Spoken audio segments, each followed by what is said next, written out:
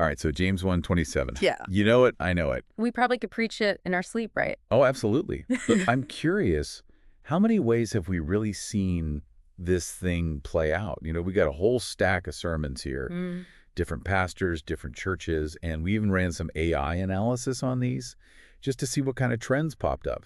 Ooh, fun. And I got Yeah. to say, some of this stuff is making me rethink how I even approach this verse.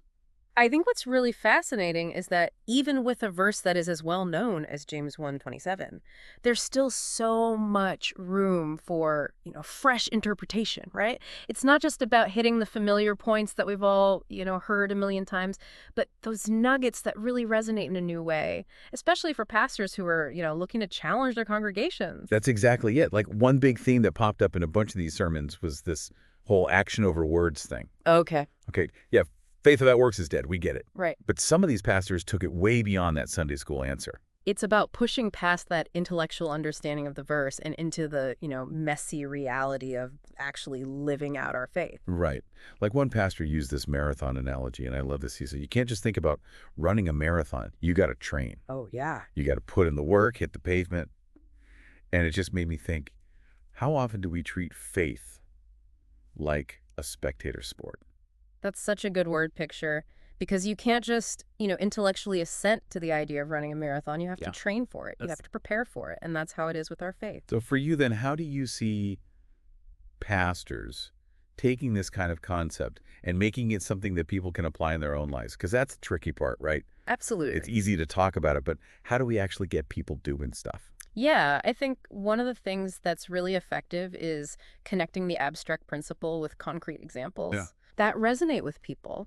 So, like, instead of just talking about caring for orphans and widows generally, a pastor could highlight specific needs within their community or partner with local organizations to create opportunities for service. Oh, that's good. Yeah, making it local, making it personal. Because I think sometimes these big sweeping biblical ideas can feel a little overwhelming, like, Yeah. where do I even start with this? Absolutely. And by bringing it down to that local level, it not only makes it more manageable, but it also helps people see the direct impact of their actions. So it creates a sense of ownership and responsibility. That's good. Now, another theme that really stuck out to me was how several pastors tied caring for widows and orphans directly to reflecting God's character. Yes, this is so good. It wasn't just about doing good deeds. It was about understanding the deeper spiritual implications of our actions. Yeah. And one sermon from Hired Church really took it to another level. They were saying this isn't just about social good. It's tied to spiritual purity. Like neglecting this call to care for the marginalized actually says something about the state of our own faith. Whoa. That's a powerful statement, because it really challenges us to examine our own motivations and priorities. Are we truly living out our faith in a way that reflects God's love and compassion, or are we just going through the motions? See, that's the kind of stuff that gets me fired up as a pastor because it's not just about delivering a nice feel-good message. It's about pushing people to think deeper, to wrestle with the tough questions. Absolutely. And I think that's where the most spiritual growth happens. Now, Purcellville Baptist Church had this really interesting take on the whole visit part of James 1:27. Okay. They were emphasizing this idea of holistic care, Yeah. not just material support. Yeah, they're highlighting the relational aspect of it. Yeah. It's not just about dropping off a bag of groceries. It's about building relationships. It's about integrating orphans and widows into families and communities. It's about creating a sense of belonging, Mm-hmm. right? Not just meeting immediate needs, but making people feel seen and valued. Exactly. And I think that's a really important nuance that a lot of times we miss. So how do we challenge ourselves to think beyond, okay, we got the food bank, we got the clothing drive.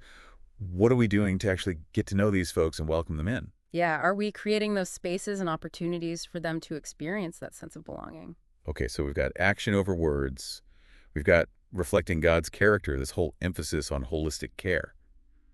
These are some pretty weighty themes. But what really brings these sermons to life are the illustrations. Some of these pastors were seriously creative in making James 1:27 stick.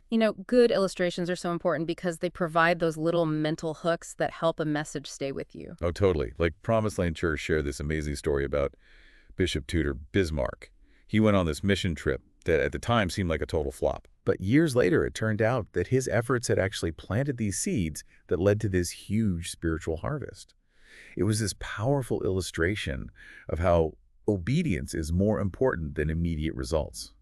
Sometimes we don't always see the fruit of our labors right away, Right. but that doesn't mean that our actions are in vain. And it's stories like that that really resonate with people, I think. Because we've all had those moments, where we put in the effort, we do the right thing, and we don't see any immediate payoff. But it's that trust in God's timing, that faithfulness in the midst of uncertainty that ultimately makes all the difference. Yeah, absolutely. And, it's not just about sharing inspiring stories. It's also about finding ways to connect this ancient text to our modern world. Mm. Like one pastor used the Greek myth of Narcissus Oh, wow. to contrast self-absorption with the outward focus that James 1:27 demands. Mm.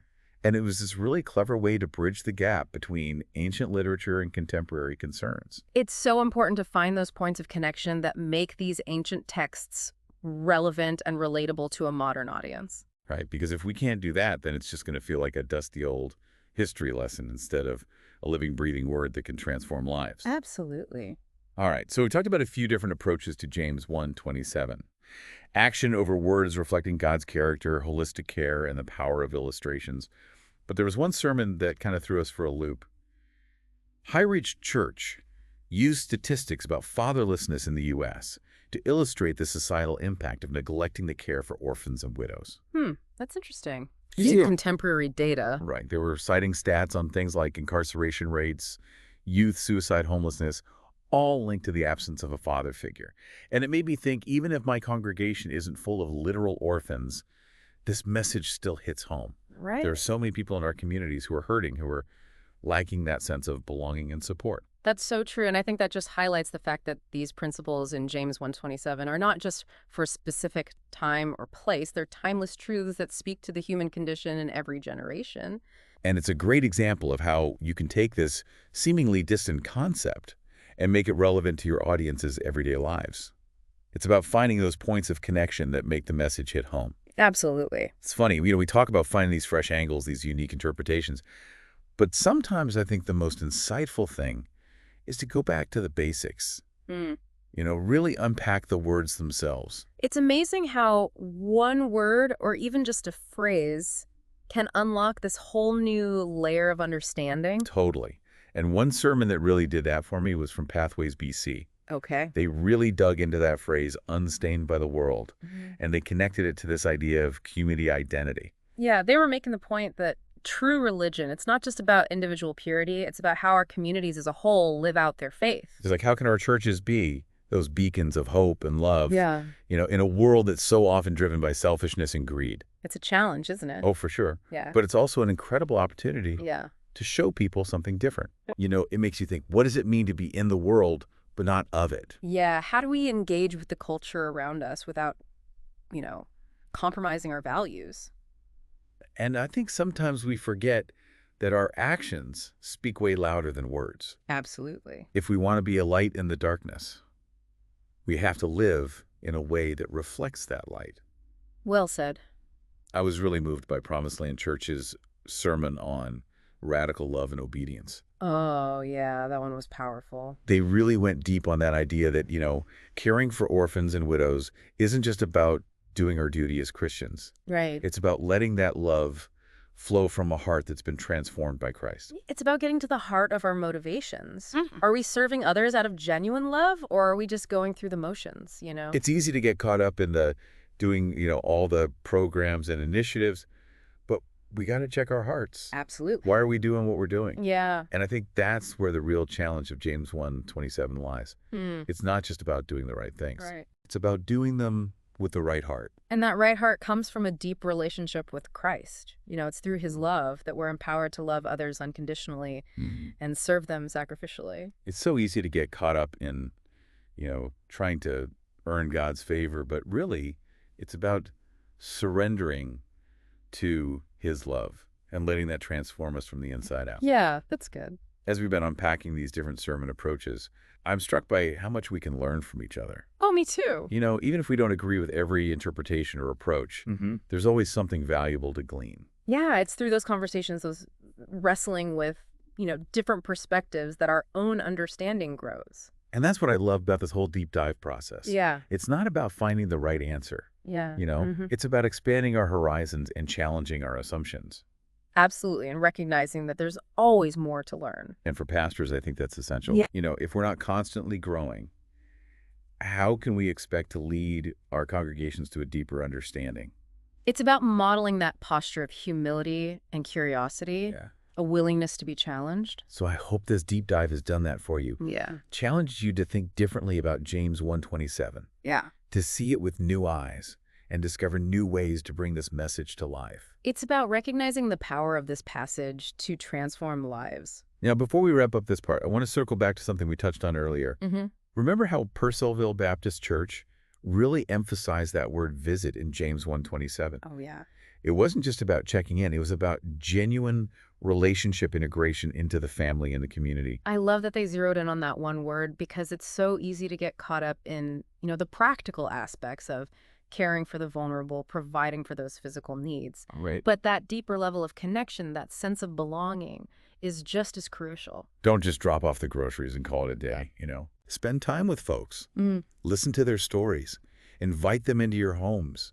Make them feel like they're part of your community. It's about recognizing their inherent dignity and worth, not just as recipients of our charity, but as fellow human beings created in God's image. And that is such a good word for pastors, I think. Yeah. How are we creating those spaces in our churches where orphans and widows or, those who represent those categories in our modern world, how are we making them feel seen, valued, Yeah. loved? Yeah. Are we going beyond just the programs, to foster those genuine relationships? One of the things that I thought was really interesting was seeing how each pastor, while hitting on some similar themes, still brought their own unique perspective to James 1:27. Yeah. It wasn't cookie cutter at all. It really felt like each sermon had its own fingerprint. That's the beauty of preaching, isn't it? It is. You're taking this ancient text and Yeah. weaving it together with your own experiences, your own understanding of the world. Your passion for Yeah. God's truth. It's like taking those raw ingredients and then creating a dish that's uniquely yours, I like that. but still based on that same classic recipe. yeah, it's a good analogy. And it reminds us that there's no one right way to preach on James 1:27. Right. The key is to find what resonates with you, what speaks to your heart, and then let that passion flow out into your message. And as we listen to other preachers, we can glean insights and inspiration, even if we wouldn't necessarily preach it the same way. Yeah, it's about expanding our toolbox, right? Absolutely. Adding new flavors to the repertoire. Speaking of new flavors, did you remember that one sermon that really surprised me with its approach? Oh, you mean the one where the pastor used statistics on fatherlessness Yes. to illustrate the societal impact? Yeah, that one? Oh, yeah, that was High Reach Church. Yeah. I remember thinking, wow, that's an angle I've never even considered before. It was so unexpected, Yeah. but so effective. It was. Connecting this ancient text to contemporary social issues. It made it real. Yeah, and it really drove home the point that these principles aren't just for some, bygone era. They have implications for the world today. It's a reminder that the Bible isn't just a book of ancient stories. It's a living word that speaks to us today just as much as it did back then. And I think for pastors, finding those ways to bridge that gap between the ancient and the modern is so crucial. Totally. Yeah. Because if we can't make those connections, the Bible just becomes a relic of the past instead of a guide for our present and our future. And the cool thing is we can do that in so many ways. Oh, yeah? Personal anecdotes, current events, Pop culture. pop culture, Yes. Statistics. whatever it takes. It takes to make those Your connections. key is just to be creative and thoughtful. Absolutely. One thing that really jumped out at me as we were analyzing these sermons was that none of them explicitly address why James singles out orphans and widows. That's interesting, isn't it? It is. It's something that we just kind of, Yeah. we take for granted. We just assume, but it's worth pausing and asking why these two groups. Right. Like, is there something inherently more vulnerable about them in that cultural context? And how does that then challenge our understanding of who are the least of these in our own time?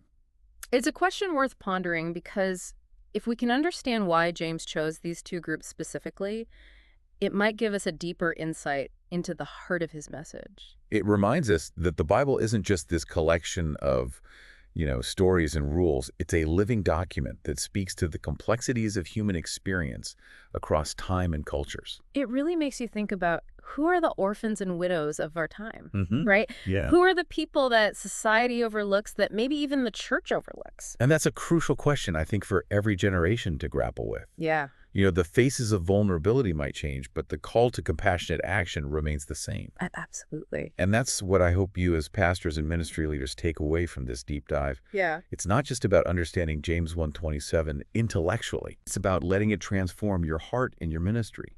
Seeing the people in your congregations, in your communities with fresh eyes, Yeah. with the same compassion that God has for them, and then going beyond just seeing them, but taking action to care for them, to support them, to make them feel truly valued and loved. Because that's what true religion looks like, isn't it? Yeah. It's not just about rituals and doctrines. It's about reflecting the heart of God Yeah. in our interactions with the world around us. Well said.